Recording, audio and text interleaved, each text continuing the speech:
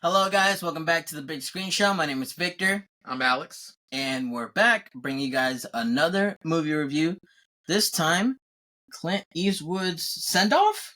Is that what they're saying? Yeah, I think they're saying this was meant to be his last film. Last film, Clint Eastwood, beloved, infamous Clint Eastwood Send-Off. Here we go. Juror number 2. Let's talk about it. Alex, general thoughts. Juror number 2. Well, first of all, I want to say is that WB are doing a very terrible fucking job because, like, literally, the movie came out literally the same at the same time as the Tom Hanks movie here, and there's literally been like no advertising or any marketing for Juror number 2, like at all. Yeah, and was something for a director like Clint Eastwood, who's done films like $1 Million Baby, American Sniper with Bradley Cooper, and a whole bunch of other movies for WB, even Gran Torino, and things like that. And you're telling me they didn't think to market his movie at all, especially with actors in the film like J.K. Simmons, Toni Collette, Nicholas Hoult. Nicholas Hoult, like literally one of the best leading actors of the generation currently. One of the best leading actors currently, especially with him being in like Robert Eager's Nosferatu movie with Bill Skarsgård and Lily Rose Depp and Willem Dafoe, literally coming out in December. And they're really not going to do anything to market or to make sure people go and see Clint Eastwood's supposedly final film. What sense does that make? And it's honestly a damn shame too, because the movie was absolutely amazing. Before you talk about how amazing it is, when you first started off so negatively, I was like, damn, because I didn't know you were about to talk about that, and I was like, I thought we loved the movie, but go ahead. Yeah, so I thought that was funny. But I agree. Awful job, WB. What the fuck? Anyways, go ahead. Yeah, but honestly, really was amazing. Mostly with Nicholas Holt's really believability. I think adds more to like who he is as like a person, like in other roles that he's done, where he plays like the really regular guy. Yeah, mostly average Joe. Yeah. And honestly, who plays the average guy who's basically a Jew who's meant to play as a juror for the murder trial, he has really big close links to, which is a very dark secret that really leads down to the edge of like the fine line of like justice, like moral ethics and quandary for a person in this situation. And again, really tells a very really good character-driven story for Nicholas Holt's character that goes along for like this really emotional ride of inner turmoil and stuff, while also giving a pretty great, compelling jurors with a good range of cast. It also makes me think back to where I feel like Clint Eastwood got inspiration from, like the 1950 movie 12 Angry Men, this black and white film, where it's kind of like the same thing, where it's 12 men, jurors, who are basically pondering over the guilt or innocence of this one murder suspect on trial, and whether the boy is going to be sent to prison or not. Or he was meant to be sent to death. He was. By the way, I look back at that, and he definitely was inspired by that, because that came out around the time where he was our age, in his like mid-20s. So they're definitely. Oh, so yeah, I think that's what made me really love the movie more and push it more, because it was so very like I said, he's just very, very close to it, like the exact type of thing. Even for like how the beginning of the whole juror thing and how they try to ponder of like whether the person's guilty or innocent, how could the person have done this or that. We also love the additional supporting cast like Toni Collette and this other actor who plays the public defender for like the murder suspect, and whose name was Chris Messina, who does a great job on that one as well, including the murder suspect. And you got J.K. Simmons for a short amount of time, but nonetheless good during those times. Yeah, exactly. And even then gives like a very open-ended ending, but I feel like with what happened throughout the film, to me, I think that was done perfectly well, where I don't see it as like a major problem. And I think after everything that happened, I think that's probably the good ended, which we'll get into more in spoilers. But I believe the movie tells a very good, compelling, inner turmoil story of like moral quandaries and like the pursuit of actual justice, as well as good introspection of like, people on juries as like human and have their own certain biases and their own certain biases and everything. which again is also a major part of why I love the movie of the film 12 Angry Men, since that's like the main point of the entirety of its story as well. Mm-hmm. So for me, I give this movie. It was supposed to be Clint Eastwood's like final film. I feel like this is like one of his best films that I probably would love to watch again. Not as frequently as I do for like one of the other ones, but still just as good. Mm-hmm. But for me, I give this movie a 9 out of 10. Strong. Mm. Okay. Yeah, I also definitely enjoyed it. I thought it was couldn't you actually are the one who pointed out to me that this movie was even a thing, or that it was coming out, or that we should go see it. I was clueless to the fact, and I am actually not as much as you for sure, but I lean more towards this side of the population that is more in tune with what's coming out and what is being made and stuff like this. So if I was already essentially clueless to it releasing compared to someone like you, then no shit, the general public has no clue, and it's not being seen, and people aren't getting their butts in the theaters. I mean, I didn't see a single trailer, I didn't see a single marketing ad, I didn't see like any nothing. So that off rip very bad. Clint Eastwood does not deserve that. Like, what are we talking about right now? However, if you do make it out to see it, which we both definitely recommend you do, it is great. It's great. You are the one who told me about 12 Angry Men post us seeing this movie, Juror number 2, but I have not seen it. So to me, it felt very unique, like very, I'll say different, because, it's another trial.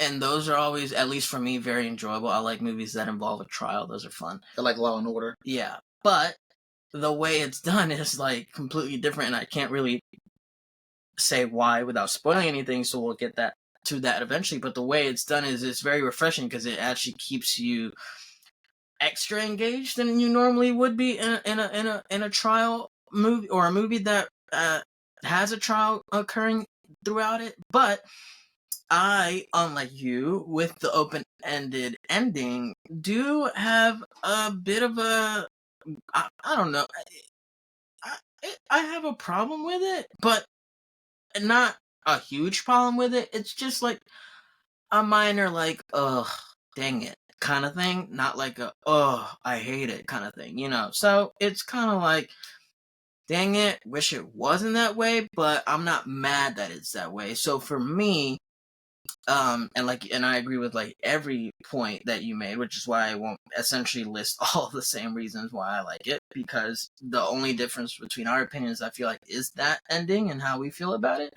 So for me, I give it an 8 out of 10. Still super solid, still totally worth the watch. Would definitely watch it down the road. Very compelling. Also, you forgot to mention, it highlights the justice system itself as well, which I like. Yeah. But yeah, definitely worth watching. And it's kind of hard to talk about this movie without spoiling it, so that's as best as we got. 9, Alex. I give it an 8. And with that, I think it goes without saying that we both give it 2 thumbs up. Definitely go watch it. If you haven't seen it, go to the movie theaters, go see it. It's still there. I think it should be. It's been out for a little bit of time by the time we're releasing this video, so hopefully it's still playing in theaters around you. That's another thing. I feel like we had to drive an hour away to be able to go see this film, because it was the only AMC. We're AMC people. We have AMC A-list, but also we looked at even paying outside for, say, a Regal, a NCG, anything else, anything closer. There was no, it was essentially the only theater anywhere in the reasonable driving distance around us, which we still drove an hour, that was playing the movie, and it only had like 4 showings of it throughout the. No, I'm sorry, it was 3 showings during the day. So it's not getting out there enough. Hopefully, you're able to watch it, because it really does deserve to be watched. Also, if you aren't able to, then as soon as it comes to streaming or you're able to rent it, we would also definitely recommend just watch it any way you can, because it definitely deserves to be seen. And so we also felt like it deserved to be talked about to try to get more people to go see it. But with that being said, let's get into spoiler territory. If you have not seen this movie, we are going to talk about spoilers moving forward. So please make sure to click off the video if you do not want it spoiled. And if you like videos like this, please make sure to let us know by hitting that thumbs up button down there, because it really does help us out. And if you like videos like this, also please make sure to join us on this journey as we bring you guys more content like this by subscribing. We would really, really appreciate it. Now, spoiler territory, let's talk about it.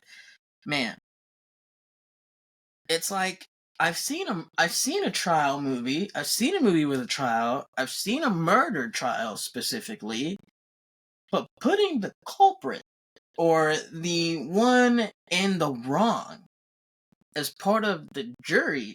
Oh, I just thought that was so genius. Yeah.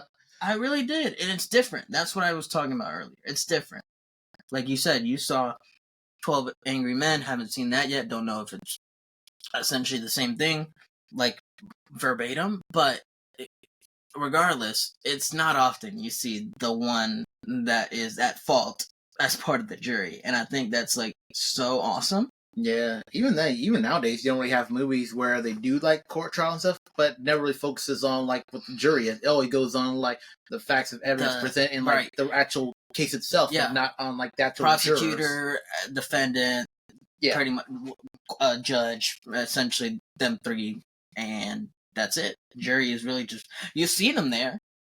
Yeah, but they never really have a voice. Yeah, it's not until like the end when they finally have that verdict. Right. Which they don't even read out. Because you just hand the paper to the judge, and then he or she reads it out. Mm-hmm. So yeah, I agree. Yeah, it's nice. It's nice to get like a kind of peel back of the curtain. Actually, I would go as far as to say I learned something, because I actually didn't know what it was like to be called in for jury duty. I didn't know that. Yep, I've never been called in for I don't jury know. duty I mean, either. I don't know how that works. I don't know what it looks like. You go, you get the video, and they're like, "Okay, you're about to ball," that whole thing, and then you have the thing before the trial where they like pick you out and like kind of like either thumbs up or thumbs down. Yeah, voir dire. That whole thing, like I didn't know, and then the whole thing of how deliberating works after the fact, and in the back, just amongst the jury themselves, like that whole thing. I don't know. I learned a lot. I didn't know that's how it worked. I think it'd be like, I don't know if the word is fun. I don't know if fun makes it sound mean, but I guess what I'm trying to say is that if I ever get called into jury duty, I hope it's something intriguing. I hope I never get called in for jury duty. Everybody has to. I know, but I just really hope I just end up lucky where I don't have to. Well, keep dreaming. Why? Why wouldn't you want to be in jury duty? Besides I'd rather be living my life doing whatever I want aspect of it. I just feel like it's also kind of like curious. Like, I don't know. What do I sound weird or evil for saying I would like to do it? No. Okay, because I'm not saying I want someone to die and then I have to be the one to do, but I don't know. I've never seen a trial in real life, and to be there and to be like, I don't know. Maybe I'm sounding weird. No. I mean, it's getting extra curiosity. Curiosity, yeah. But like the likelihood that you be put on for like a much more very serious case, I think is kind of rare. What's the majority of things people do jury duty for? I think it's like it's not traffic violations. No, it's like I don't know, but I know it's not. We'll look this up because now I'm curious. But I'm curious, and I learned the point that I'm trying to make in the end is that I learned so much about jury duty itself. But this guy, regular average Joe, like you said, living a life, married, is expecting a baby on the way. As a matter of fact, going into jury duty, is planning to try to weasel his way out of it because, his wife is expecting and she really wants him home, and they've been unlucky with their past pregnancies where had a miscarriage or we assume a miscarriage. It was a miscarriage. Okay, because they talked about last year where they had twins, but they lost them. Yeah. Which kind of led to this whole situation where the murder trial was literally about a man who was accused of like murdering his girlfriend, and whereas literally the murder took place on a road overpass where barely Nicholas Holt's character Justin, who had basically had come from the same bar and same location where the argument took place. Yeah, where the whole case and everything originally started at for the whole case and trial. But all it turns out where he thought he hit a deer, he was afraid he probably hit like the accused suspect's girlfriend. Yeah. So in the end, he was unexpected of it, but he gets called into jury duty, and then after they start unraveling the details quickly, he started realizing lots of similarities with it being on the same day, because it's obviously a day he wouldn't forget, because it occurred the day his wife had the miscarriage of the twins and lost that. And then apart from the day, they spoke about how the argument broke out in this specific bar, which you remember being in that bar that same night.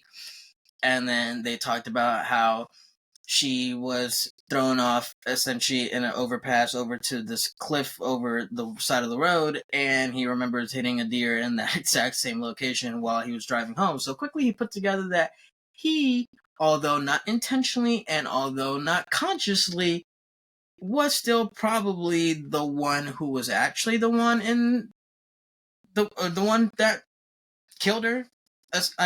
Killed her. And that brings up the whole dilemma moving forward, right? It's ethical. It's either do I just completely brush it off and I'm just like, nah, nah, nah, and just go along with it, and then dude that's in question, the boyfriend, gets locked up, and then we just move on with our lives, but he has this moral compass that's essentially not allowing him to go that route, but he also doesn't want to get locked up for 30 years, because that's 25 to 30 to life. 30 to life, because also, yeah, and it's this whole moral situation, right? Ethics and what to do. And then we come to the part where you finally get to the deliberation, and at the jury, everybody's like, yeah, guilty, guilty, guilty. Literally, if he would have just said guilty right then and there, then he would have just been guilty and the case was over. However, he actually led the charge to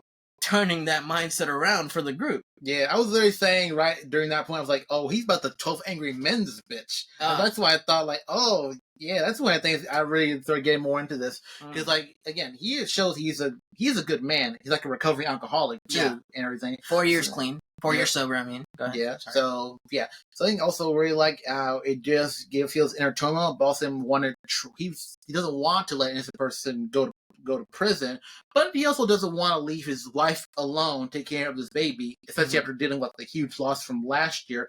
So he found his only option would be to either have like an actual verdict to make sure that he either gets acquitted, or of course actually get him to actually go to prison. And of course going off of it, there are plenty of people who are starting off thinking like, oh yeah, he's guilty, he did it. But again, as he starts to really get other people to like come around at these things from a different perspective, that's when the verdicts start changing from like guilty to I don't know to innocent. I'm changing. Yeah. And then over time you also have the prosecutor on her own individual merit come around on the idea that, wait, maybe I'm actually prosecuting the wrong guy.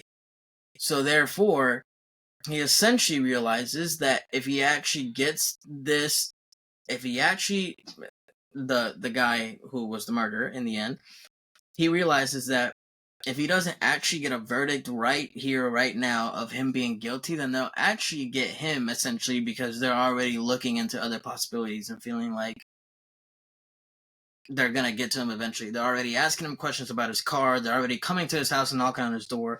So if this guy did not end up getting a guilty verdict, they would have undoubtedly have gotten to him, and then he would have been the person on trial. So he, in the end, obviously did what he had to do, and everybody voted guilty. And so the guy, that boyfriend who was wrongly accused, ended up getting a guilty charge of being imprisoned to life, was it? Yeah, it wasn't a death sentence.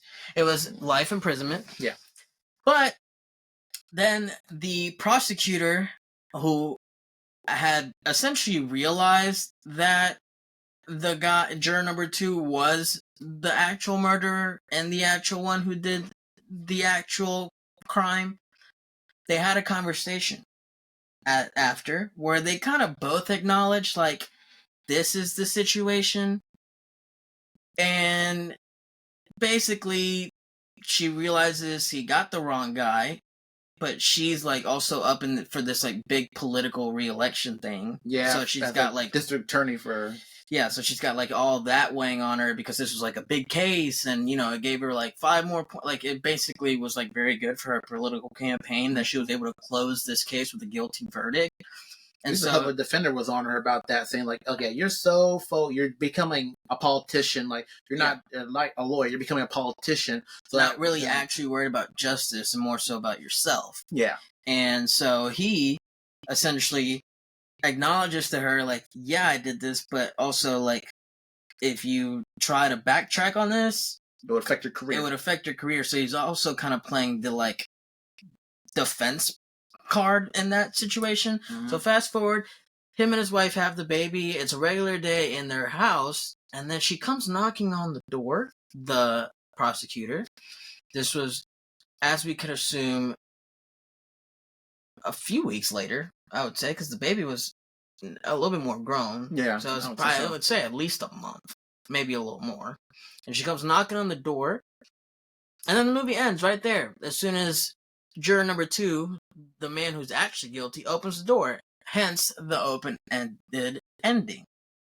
Yeah, and normally, I don't think if the movie hadn't portrayed Justin Nicholas Holt's character in his whole inner turmoil from like someone who's really actively trying to get another verdict besides guilty, that was then he'd be go free, then he'd be able to live his life with his wife and newborn child happily. Mm-hmm. But then after realizing the whole internal bias and holdouts for the whole verdict and everything, especially this one dude who basically said like since like the actual murder suspect, his name was Scythe, who was basically a former gang member. One of the jurors actually believed that a guy like that will never change, and I am never going to change my stance, even after going through like all these different maybe scenarios of like what could possibly happen on the bridge over a highway, other than Nicholas Holt, Justin killing the poor woman, the girlfriend, and everything.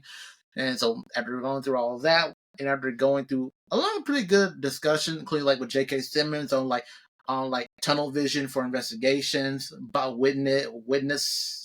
eyewitnesses whose like testimony stuff aren't always that reliable or could also have potential for mistakes. Mm-hmm. It really goes over that how different things involving like investigation can always go wrong, or there's always like already inherent biases already in place due to like how certain patterns in these investigations always happen.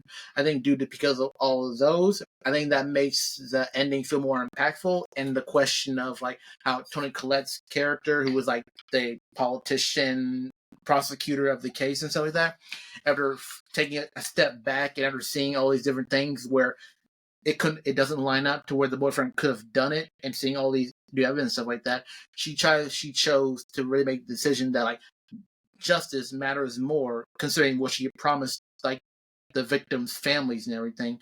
So her knocking on the actual person's door, I think also it was a good final moment to end right there, because that's like she made her decision. Like justice matters more than her political aspirations.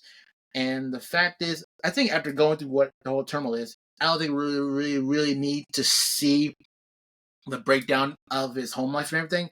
It kind of makes me think back to like Denis Villeneuve's film The Prisoners, where we know the opening and ending, where Jake Gyllenhaal's Detective Loki, we know he's gonna find Hugh Jackman's character at the bottom of that pit and stuff. But even though we know that, we don't want to see what the consequences are after what all he did to Paul Dano's character and what he achieved to try and find out who the culprit was that kidnapped him and his friend's daughter and stuff like that. Because he was a good man, becoming alcoholic, trying to do this great thing after so many days that have passed where it doesn't feel like there's any progress made.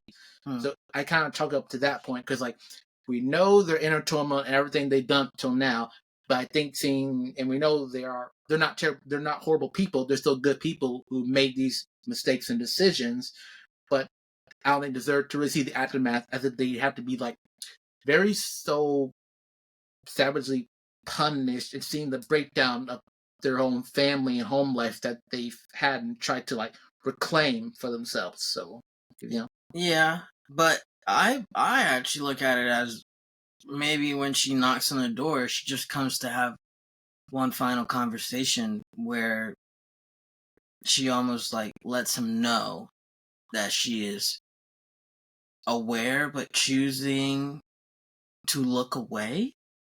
Maybe I don't know. Like I just feel like there's just something there, but you're probably right. Yeah, because I feel like if what you're saying had been the case, then I just want to believe that he's free.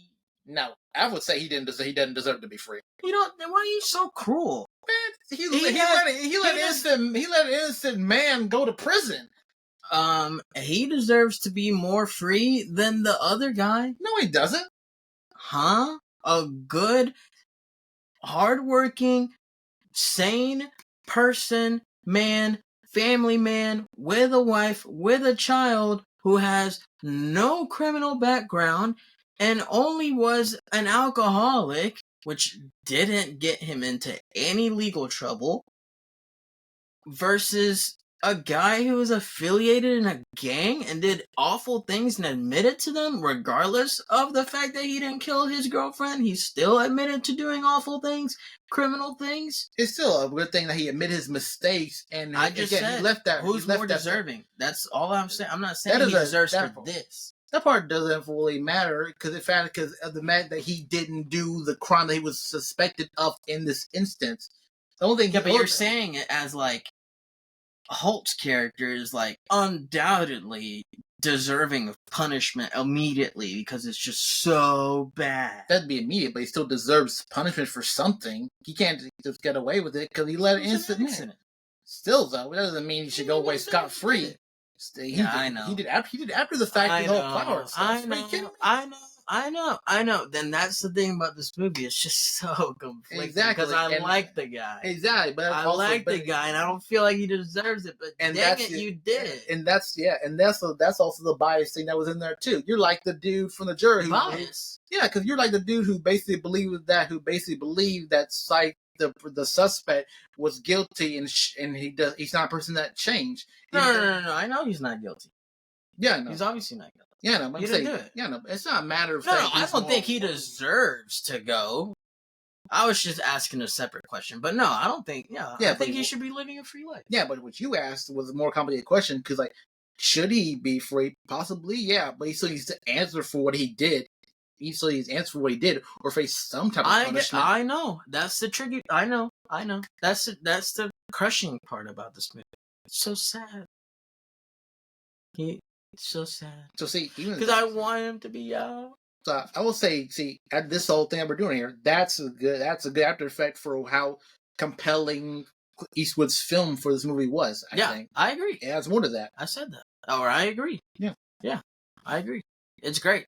It's worth the watch. It's so conflicting morals and all time. Anyways, anything else? I think that's it. Yeah. Anyways, what would you guys have done? Let us know. What would you, if you've seen this movie and if you've gotten to see this movie, let us know. What would you have done if you were in Nicholas Holt's character's shoes? We are very curious. Let's talk about it. Let's debate. Let's talk any and everything. Juror number 2. Shout out Clint Eastwood. If this was your final movie, we love you. What a send off. And thank you for the times. But with that being said, thank you guys so much for watching. If you don't know how things work around here, we try to bring you guys videos at least once a week, sometimes more. So please make sure to subscribe to the channel because it really does help us out. And also, if you like this video, the best way to let us know is by hitting that thumbs up button down there. So please make sure to do so. But with that being said, this was and we were The Big Screen Show. We'll see you guys very soon. Peace out.